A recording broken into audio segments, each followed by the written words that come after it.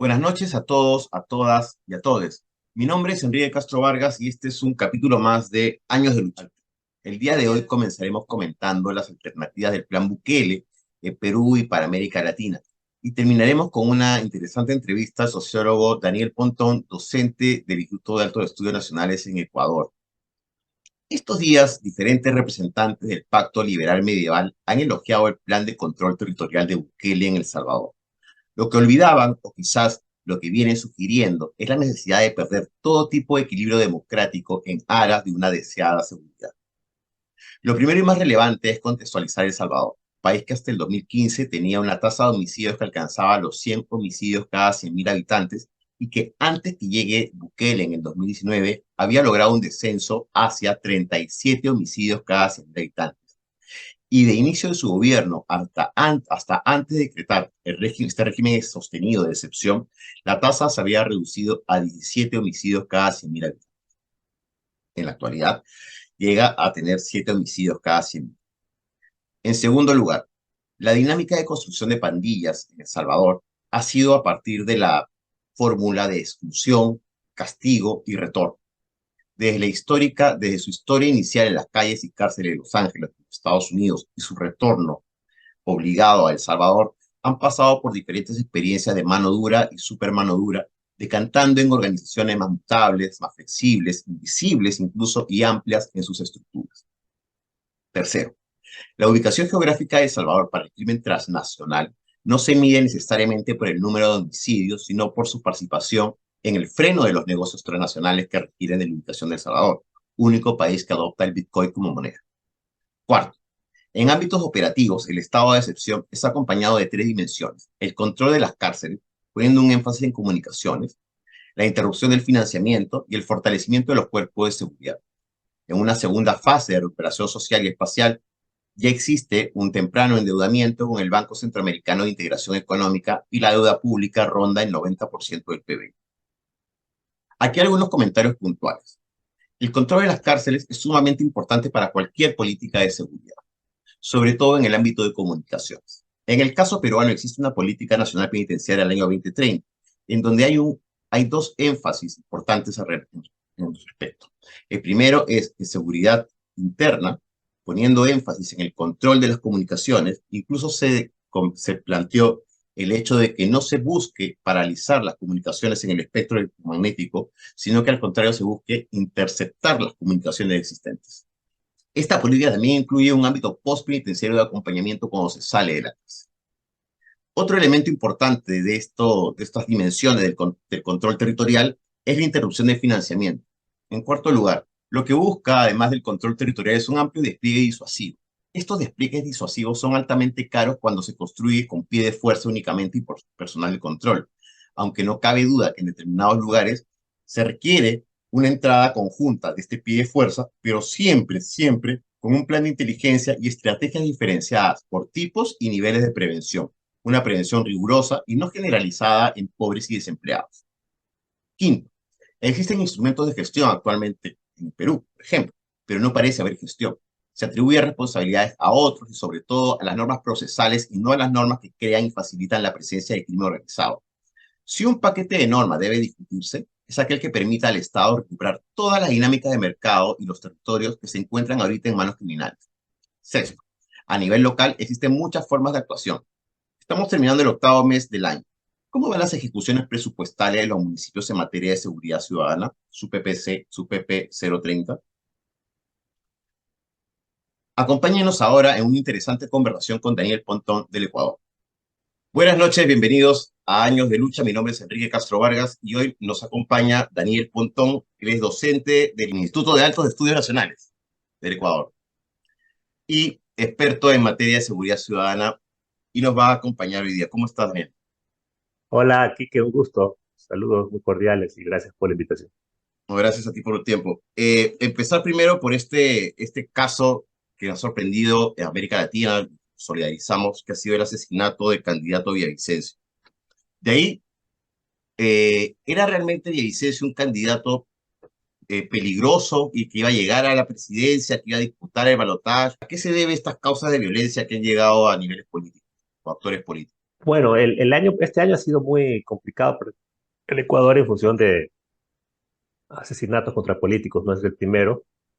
En febrero tuvimos varios alcaldes atentados, varios atentados y asesinatos. A concejales, alcaldes, candidatos. Hace un mes más o menos asesinaron al alcalde de Manta, ¿no? Un tema muy importante, no menor. Una ciudad grande, importante, un centro económico y un puerto estratégico. Y bueno, ahorita, hace 15 días, el caso de Villavicencio, que claramente conmocionó al Ecuador y a la comunidad internacional. Entonces, a ver, Villavicencio era un periodista de investigación muy comprometido con la investigación contra la corrupción del gobierno de Correa. De hecho, se hizo famoso ahí. Él fue un sindicalista ligado, fue parte del movimiento Pachacutic, no sé si como miembro adherente, pero sí estuvo muy cercano. Viene de una facción de izquierda, pero claramente entró en contradicción con Correa y empezó con su práctica profesional a hacer investigaciones de denuncias de corrupción. Claro, no me acuerdo en el año, pero creo que fue el 2012 o 2013, Correa lo demandó por injurias, porque dijo que Correa se había inventado el tema del 30 de septiembre, cuando tuvo el tema con la policía, todo el tema del secuestro que tuvo el presidente y después lo que pasó, ¿no? Y de ahí hubo una persecución del Estado hacia él, bueno, a él le tocó salir a Perú, creo que estuvo un tiempo en Perú, bueno, y después se lanzó a la política, ¿no?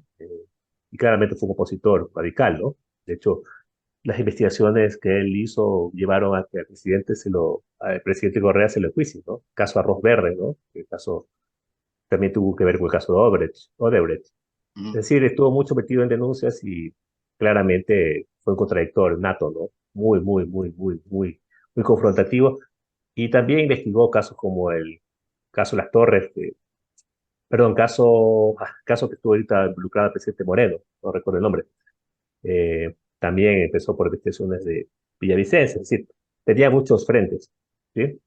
Pero ya a nivel político, lo que se vio en los últimos años, que él fue muy defensor del tema fue opositor al juicio político que se le hizo al presidente Lazo, él estuvo muy cercano a Lazo, como miembro presidente de la Comisión de Fiscalización de la Asamblea. Fue un ferviente, digamos, defensor de Lazo, pero claramente cuando hubo la muerte cruzada se lanzó a candidato, porque había perdido mucho notoriedad, pero no mostraba dentro de las preferencias una mayor importancia. O sea, siempre estuvo entre cuarto, tercero, cuarto, quinto lugar. Una encuesta que es muy de dudosa reputación en este país. Le había posicionado como segundo, pero a ver, los resultados dicen, hablan por sí mismos. Mm. Quedó en cuarto lugar, no, perdón, en tercer lugar. Eh, Su lista un 16%, pero claramente eso también se vio beneficiado por la figura de la víctima útil, ¿no? ¿No? Bueno, todo el tema de que después de una muerte siempre hay gente que se vuelca por solidaridad a votar por él. Eh, se- Básicamente dice, se suponía que iba a estar entre el 12 y 14%, es lo que pegó, ¿no? Su partido, una importante representación en el Congreso también.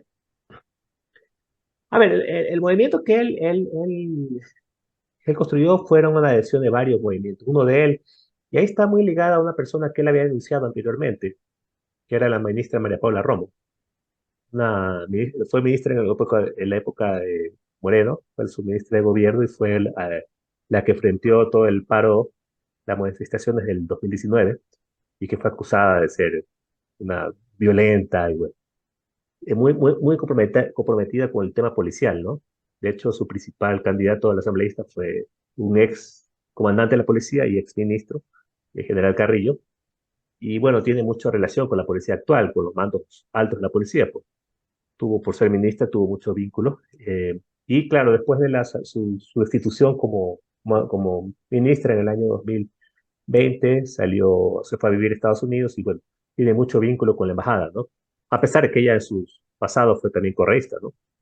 En la parte con Correa estuvo cercana, ¿no? Ese grupo, sí. De hecho, lo que sorprende es que la votación en la Asamblea, o sea, fue mayor a la recibida por el candidato Zurita, ¿no?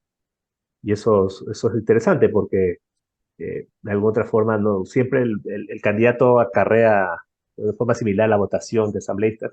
En este caso, fue prácticamente el doble, ¿no? Hay muchos actores políticos que venían del correísmo y se fueron desligando. Lenin Moreno es un ejemplo muy cercano y sobre todo en este tema de la seguridad porque, y lo hemos conversado, toma medidas de contrarreforma quizás respecto de la política que se había implementado en materia de seguridad ciudadana. Esto se desmontó. Pero también se habla de que hubieron ciertas coordinaciones con poderes fácticos, con lo que serían las pandillas, que no es igual que las bandas criminales, como hemos conversado anteriormente. Y estas experiencias políticas han ocurrido en El Salvador, que también generó paces temporales, han ocurrido en Colombia. ¿Qué tan cierto pudo haber sido eso? A ver, sí, efectivamente Lenin Moreno fue un candidato puesto por Correa, pero a la vuelta de esquina se bajó del barco y dio un giro, lo que se conoce en América Latina como el giro conservador, y fue fiel a las políticas, establecimiento de políticas neoliberales, ¿no? De hecho, he escrito algunas cosas sobre ello, y está claro su agenda y su grupo de poder que un poco lo cobijaron, ¿no? Y hasta aquí, y con qué lógica gobernó. Eh, y él obviamente necesitó operadores dentro de esta María Paula Romo. Pero claro, en función de sus lógicas políticas, unos primeros síntomas de su giro fue los golpes que dio en materia de seguridad, ¿no? A partir de lo que pasó en Angostura, ¿no? Perdón, Angostura, estoy mal. Todo lo que pasó en la frontera norte en el año 2018 con el asesinato de unos periodistas y unos eventos terroristas que hubo supuestamente por un disidente de las FARC que le dieron una importancia, una publicidad enorme, el Guacho, que era un operador de baja monta, digamos. eh, Se creó todo un escenario de que el correísmo había generado y había generado pactos con las FARC, con los incidentes de las FARC, y por último se necesitaba cambios en varias áreas, ¿no? Se cambió a la inteligencia, los cuadros, se cambió el nombre de la inteligencia, se cambiaron ministros, se cambiaron, suprimieron ministerios, todo un proceso de reforma, eh, cambios de lógicas operativas, se estableció, se fortaleció la cooperación con Estados Unidos, que no es que se había roto, pero se dio un giro hacia las políticas orientadas por Estados Unidos, y eso claramente es un giro, dio el inicio de un giro político de mercado que se lo ha sostenido hasta ahorita, ¿no? El problema es que hemos tenido los peores resultados de la vida. O sea, una prueba más que la guerra contra las drogas es un fracaso absoluto, absoluto, y una falla de visión estratégica del Estado enorme, porque si tú justificas una lucha contra las drogas como el de la debacle que tenemos ahorita, es claramente una falla de la inteligencia, ¿no? Tú no compras un escenario tan catastrófico y tan deteriorante porque simplemente ahí es donde empiezas a decir, bueno, ¿para quién gobierna y o qué lógica de gobierno opera? Pero lo que sí te puedo decir es que buen gobierno, en función de lo que se entiende como buen gobierno de políticas públicas, con resultados sociales, con estabilización institucional, con un adecuado nivel de convivencia ciudadana, de respeto del Estado de Derecho, es todo menos eso. ¿Sí? Entonces ahí uno se pone a pensar y dice, bueno, ¿qué pasa, no? Y ahí es donde uno atacaba. O sea, todo esto fue un anclaje, tuvo un anclaje geopolítico orquestado, planificado, o fue un producto de una serie de improvisaciones de política que en sumatorias dieron paso a una nueva era política, pero que con consecuencias sospechadas, ¿no? Ecuador tiene una condición geográfica, una ubicación geográfica que lo problematiza aún más, ¿no? Está al lado de Colombia y Perú, productores de cocaína, es facilitado la alianza que hay entre algunas pandillas, organizaciones locales con cárteles de afuera, digamos. Se habla mucho de los chaneros con, asociados al cártel de Sinaloa o de los lobos con Jalisco Nueva Generación, por ejemplo. Eso se está moviendo en los escenarios de conflicto hacia territorios como Ecuador.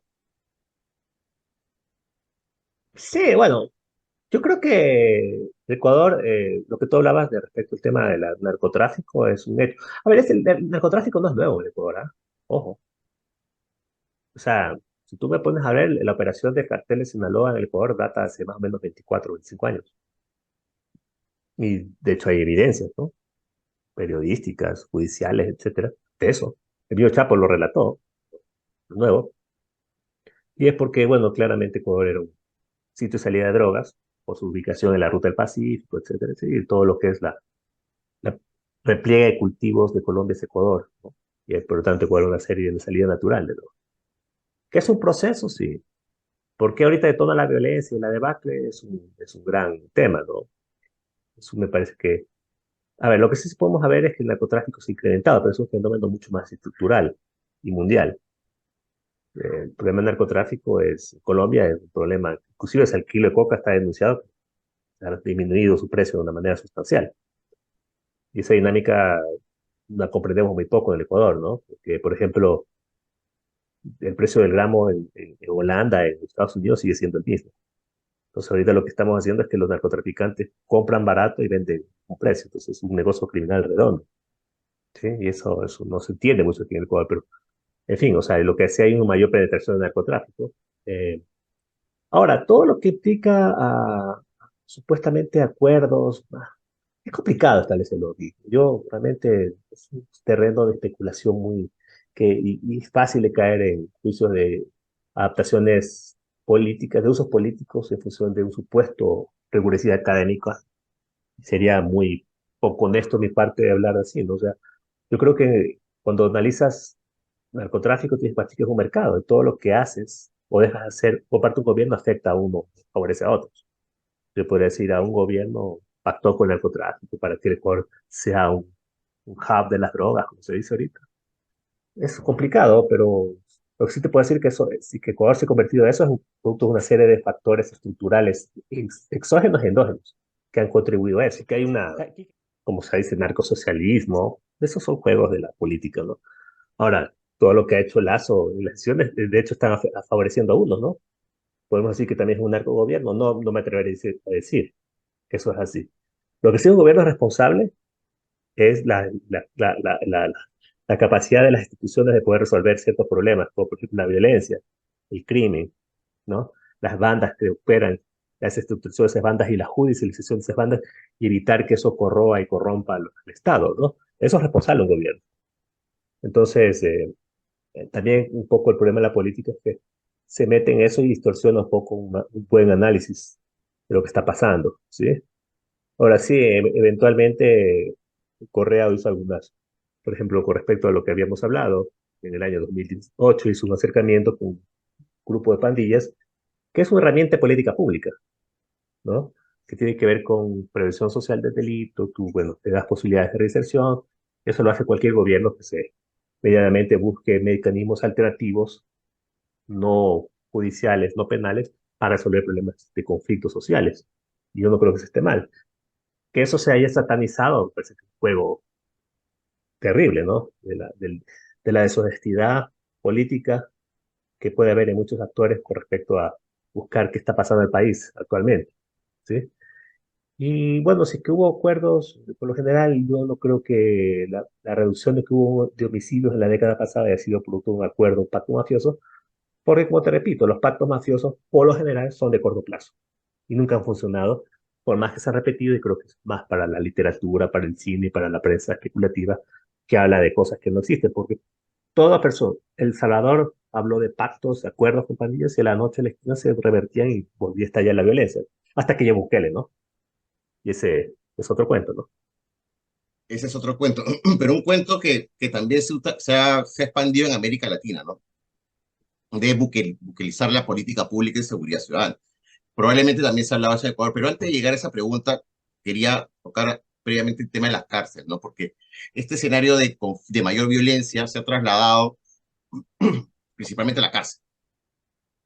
A ver, el tema de las cárceles es la expresión más palpable del cambio Las cárceles vienen a ser una especie de apéndice, ¿no? Que un poco es el depósito de todas las acciones que la sociedad no quiere digerir y no quiere, ¿ya?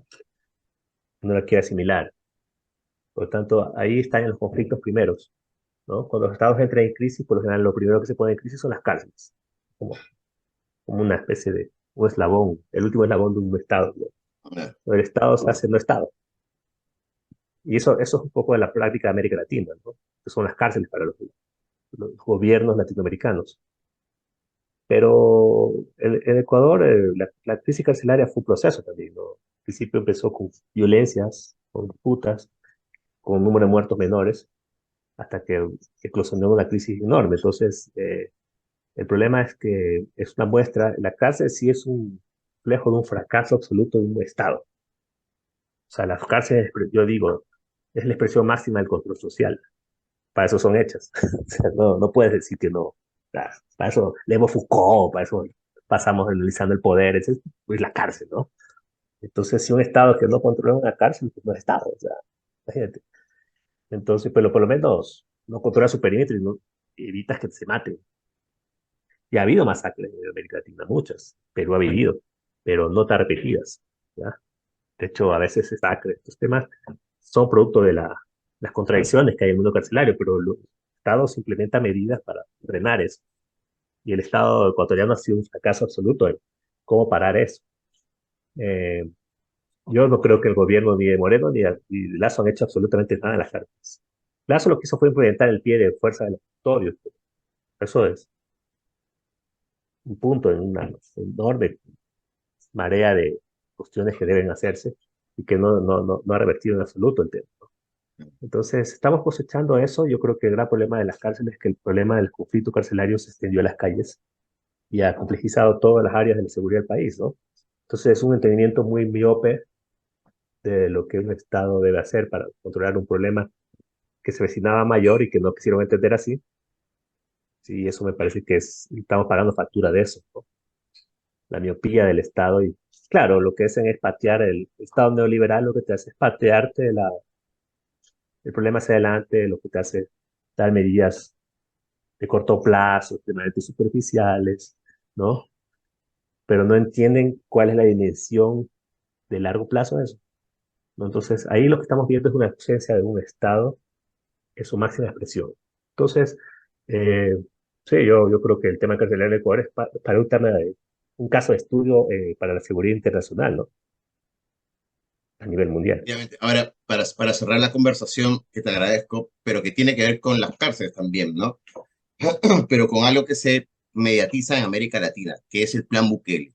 No sé si en Ecuador se habla de la supuesta efectividad que ha tenido Bukele y la necesidad de establecer algo así en Ecuador. De hecho, o sea, hay un candidato que vendió el plan Bukele como parte de su propuesta, ¿no? Cuando le preguntaban qué hacer en políticas sociales, decía Bukele. No decía que hacer Bukele, decía otra cosa que no sea el tema Bukele. Lo que nos pone un poco a pensar es en ese gran sueño de Leviatán, el estado del concepto de Leviatán. Yo creo que le da las condiciones históricas del Salvador, el tema de la violencia, el tamaño de Estado, el modelo político que vivía. Bukele, pues, es una especie de un rey, ¿no? Es un soberano, déspota, que maneja todo porque está secuestrado todo el Estado. Ha funcionalizado la seguridad, ha funcionalizado el Estado en función del discurso de la seguridad, ¿no? Y la población le ha aplaudido porque la situación era dramática en Salvador hace mucho tiempo, hace unos décadas atrás, y no podían resolverla. Las bandas también se habían tomado muchas áreas de la sociedad, etc. Se habían visto crímenes espantosos.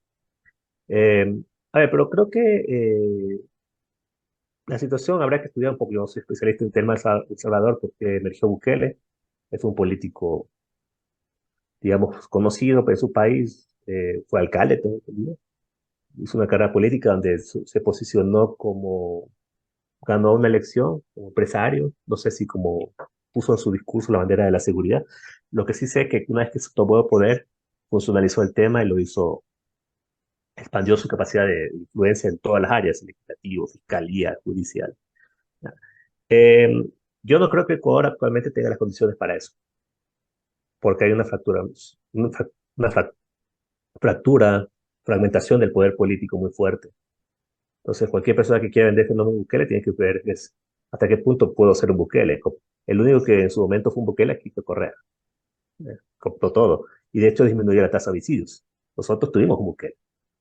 Más bien nosotros podemos decir al Salvador qué podría pasar después de que Bukele salga del poder. Que de hecho va a salir. ¿Sí?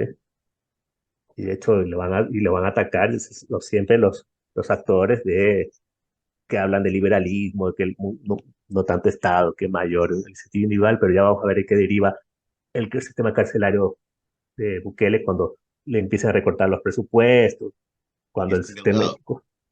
cuando se esté endeudado, cuando ya la cosa no funcione muy bien, cuando las maras ya empiecen a tomar control de las casas, empiecen a regresar a los custodios, vas a ver cómo va a resultar eso.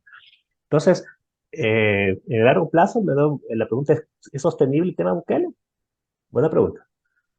Eh, que si que modelo Bukele se justifica ahora y hay que aplaudirlo, sí, en ciertas cosas sí, porque bueno, se está haciendo un tema que es prioritario. En el caso de Ecuador, se necesitaría eso, pero yo no creo que Ecuador tenga las condiciones de gobernabilidad. Y jurídicas tampoco, porque es raro el caso Bukele, porque Bukele aplica muchas lógicas de lo que es la lógica, el derecho penal del enemigo interno, ¿no? Mm, Que es un estado, un derecho penal que básicamente te puja en función no de hechos, sino de personas. Entonces, empresa, gente, por pertenecer a pandillas, por tener tatuajes. Eso en Ecuador, con la modelo constitucional que tenemos, es imposible. Al menos que haya una puesta tiránica, dictatorial a revertir eso y bueno, poner lógicas de necesidad, de estado de necesidad o estado de, como de seguridad estatal al máximo. Bueno, la securitización de la vida pública enorme, ¿no? Pero repito, para eso necesitas capital político. ¿Sí? Y dada las situaciones, ni Ecuador, ni creo que tampoco Perú lo podría hacer. no, tampoco. Oye, Daniel, te agradezco muchísimo tu tiempo y tus respuestas. Ha sido de mucha ayuda y seguramente seguiremos conversando. Perfecto. Muchas gracias, Quique, y bueno, estamos en contacto. Cualquier cosa, estoy ahí. Gracias, bacán.